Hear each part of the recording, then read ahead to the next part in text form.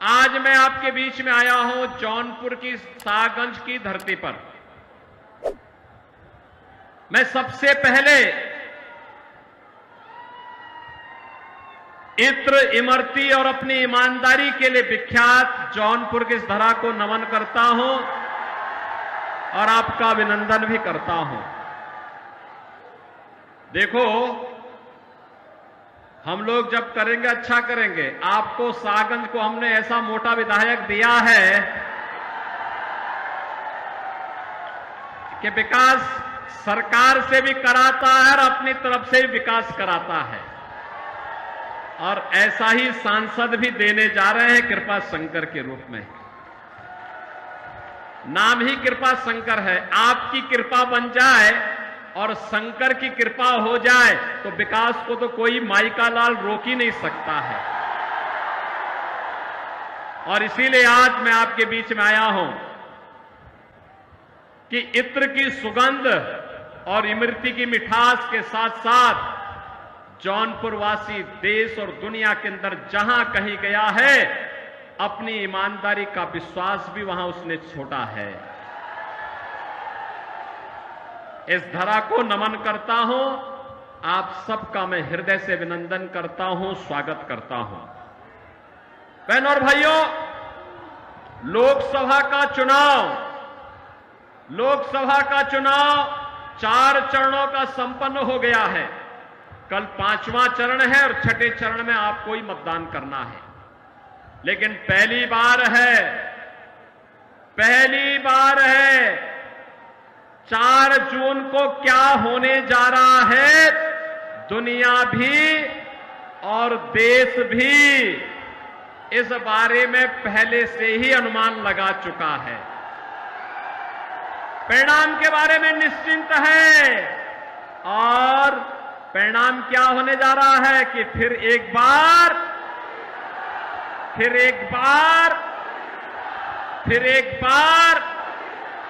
और अब की बार 400 पार की जब आप बात करते हैं तो ये सपा कांग्रेस के लोगों को चक्कर आने लगता है। कहते 400 पार कैसे हो सकता है। हमने कहा इस बार देखना होगा, जरूर होगा। तो जनता जनार्दन ही उन्हें जवाब दे देती है। और जनता जनार्दन क्या कहती है? जो राम को लाए हैं,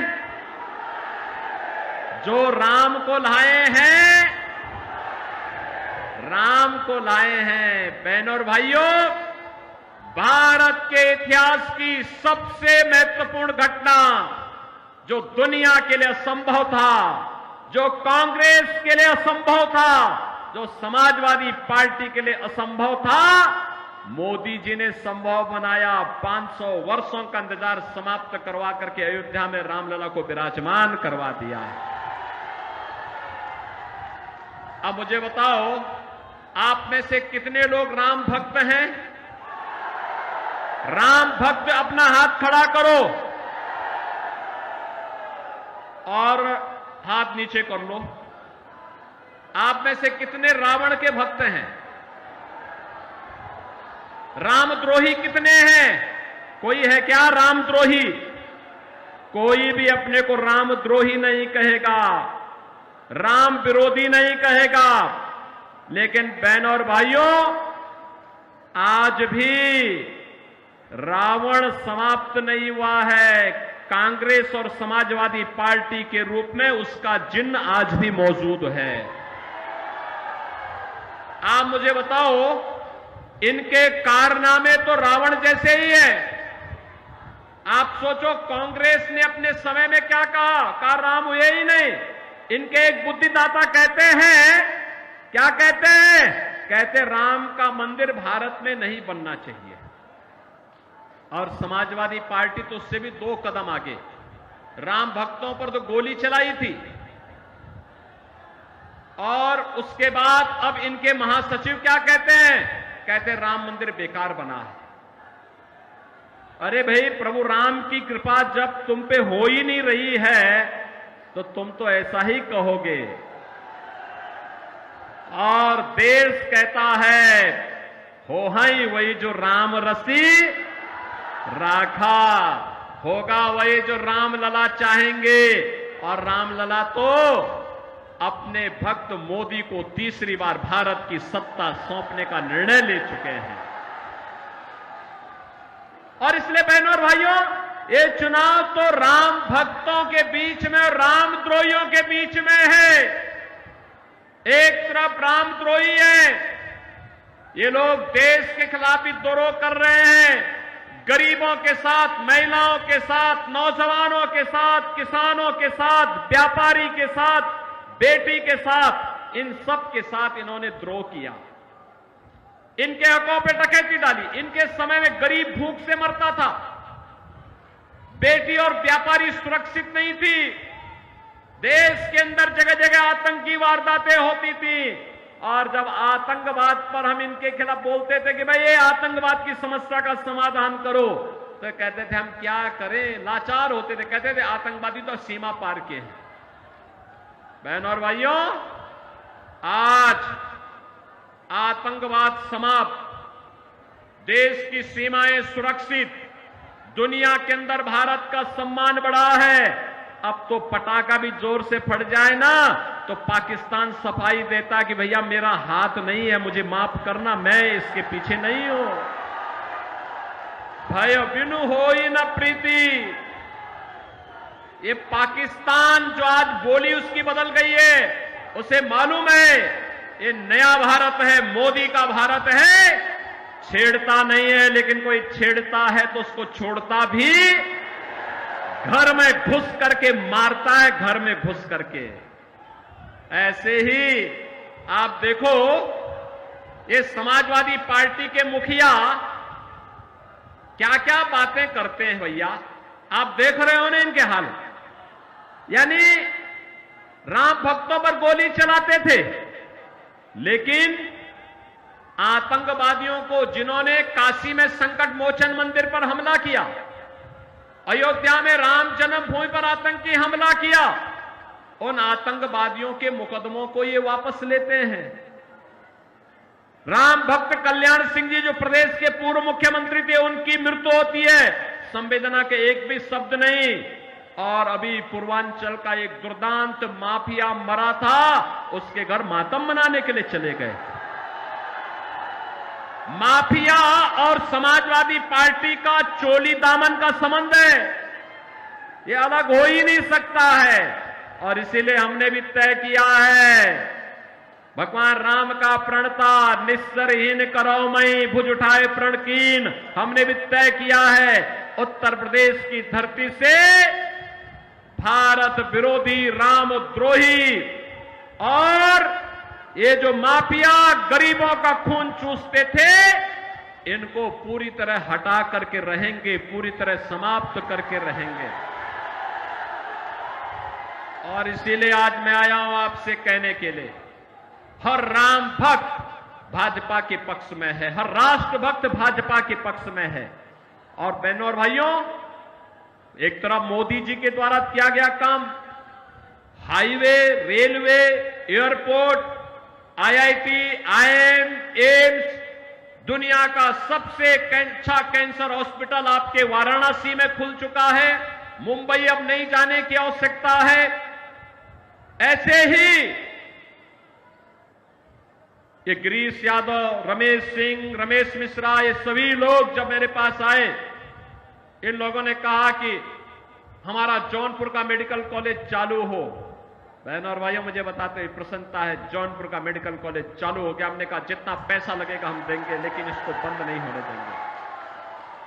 अभी देखो ना, इस शाहगंज में रमेश सिंह यहां इथेनॉल का प्लांट भी लगा दिए और यहां पे सैकड़ों लोगों को नौकरी मिलेगी। और मैं तो उनसे कहूंगा उसके बगल में एक आईटीआई खोल दीजिए, इथेनॉल प्लांट के लिए एक ट्रेड उसमें दे दीजिए।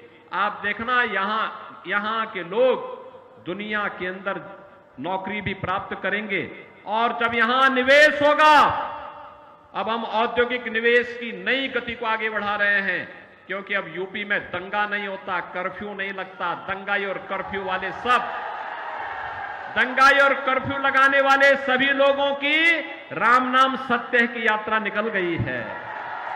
और इसलिए बहनों और भाइयों, मैं आपसे कहने के लिए आया हूं, आपसे एक ही बात कहने के लिए आया हूं कि ये जो भाजपा ने विधायक बनाए हैं, ये विधायक, इस सांसद के प्रत्याशी, ये सभी इतना विकास कराएंगे, इतना विकास कराएंगे, आप मांगते मांगते थक जाएंगे और दुनिया आपके पास नौकरी मांगने के लिए आएगी जौनपुर में।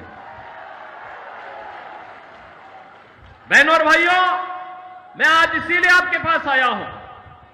ये कांग्रेस, ये समाजवादी पार्टी और कांग्रेस का जो इंडी गठबंधन है, ये जब भी एकजुट हुआ है, खतरे की घंटी का संकेत होता है। याद करिए, मैं एक घटना नहीं बता रहा हूं। अयोध्या में जब आतंकी हमला हुआ था, तब प्रदेश में समाजवादी पार्टी की सरकार थी और केंद्र में कांग्रेस की सरकार थी। जब संकट मोचन मंदिर पर आतंकी हमला हुआ था, तब भी ये दोनों लोग सरकार में थे। जब अयोध्या, वाराणसी और लखनऊ की कचहरियों पर हमला हुआ था, तब भी ये दोनों सरकार में थे। और लगातार देश संकट में घिरता है, गरीब मारा जाता है, आम नागरिक की सुरक्षा खतरे में पड़ती है। और जब भाजपा सरकार में होती है, आतंकवाद का नेस्तनाबूद होता है और हर गरीब गांव, गरीब कमजोर किसान, नौजवान, सबको सरकार की योजना का लाभ मिलता है। बेटी और व्यापारी सुरक्षित होती है। आपने देखा होगा, आप मुझे बताओ, समाजवादी पार्टी की सरकार में सारा राशन इनके गुंडे खा जाते थे। आज तो देश के अंदर 80 करोड़ लोग फ्री में राशन प्राप्त कर रहे हैं ना। 60 करोड़ लोगों को आयुष्मान भारत में 5 लाख रुपए का कार्ड दिया जा चुका है हर वर्ष। और एक व्यवस्था और कर दी गई, यहां पे हमारा विधायक, पूर्व विधायक, सांसद, पूर्व सांसद या कोई पदाधिकारी या पीड़ित भी अगर एक पत्र मुझे लिख देता है कि मैं बीमार हूं, उपचार की व्यवस्था नहीं हो पा रही है, पैसा उपचार में ज्यादा खर्च हो रहा है, मैं कहता हूं एस्टीमेट भेजो। डीएम से कहता हूं तीसरे दिन आप इसकी रिपोर्ट भेज दीजिए और उसके अकाउंट में सीधे पैसा भेज देते हैं। इनके समय में दम तोड़ के गरीब दम तोड़ के तड़प तड़प के मर जाता था। कोई पुरसा हल नहीं था, कोई पुरसा हल नहीं था। 12 करोड़ किसान सम्मान निधि का लाभ प्राप्त कर रहे हैं। 12 करोड़ गरीबों के घर में शौचालय बन गए हैं। 10 करोड़ गरीबों के घर में रसोई गैस का सिलेंडर पहुंच गया है। और हमने तो व्यवस्था की है, दाल ही नहीं तड़के वाली दाल देंगे। अब तो हमने व्यवस्था की है, होली और दीपावली को फ्री में रसोई गैस का सिलेंडर, भरा हुआ सिलेंडर दे रहे हैं।